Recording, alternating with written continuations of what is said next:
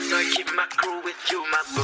Baby girl, I like your move. Can we talk about your shoes? Yes and em không nói phải cô. Ai mà nói em không đẹp thì có mắt như mù. Baby girl, I like your move. Can we talk about your shoes? Cuộc đời này mình sống không như xưa. Keep my crew with you, my boo. Ai chỉ trai ngoan cường giấc mộng. Từng giọt nắng chiếu xuống hết con đường em thấy lá yêu hoa thì em cũng yêu anh rồi. Dù đường phố sao lắm bao người nhưng em chỉ nhớ anh thôi vì em đã yêu anh rồi. Tao mượn điện thoại tao gọi bố tao ra.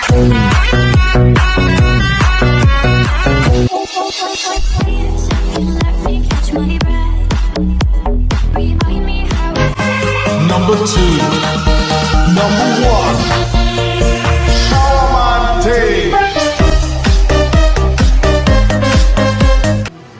我曾经等过你，因为我也相信，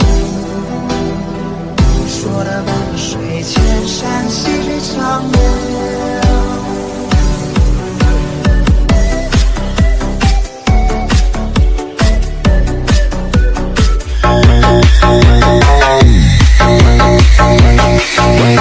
Em như hoa dịu dàng nồng nàn khiến con tim ta nhớ nhung từng ngày.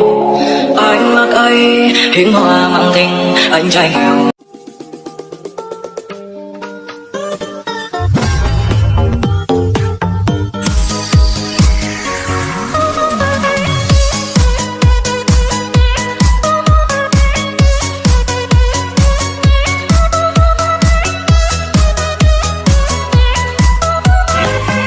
Number 2, number 1, Shaman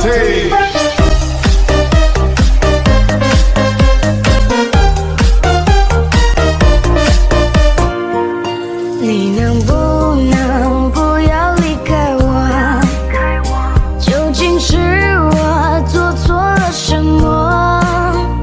点燃一直寂寞。Có dùng thời gian tia, có trẻ ở của lo cả lìa. Của lo dưới rong gao, trẻ ở có ý thia.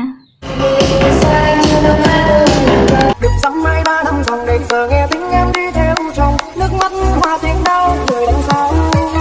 Bao ngày trong mong nóng đời giờ về thì không ai chờ.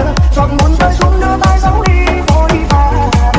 Đêm đêm tình ra không xa trái tim người gắn quê nhà.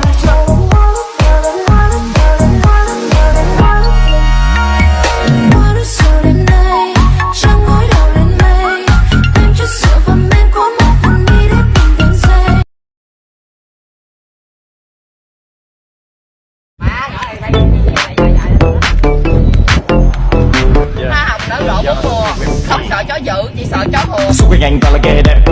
Bọn em là người chưa hề đẹp. Make some pose in photo. Yeah, my bitch, you model.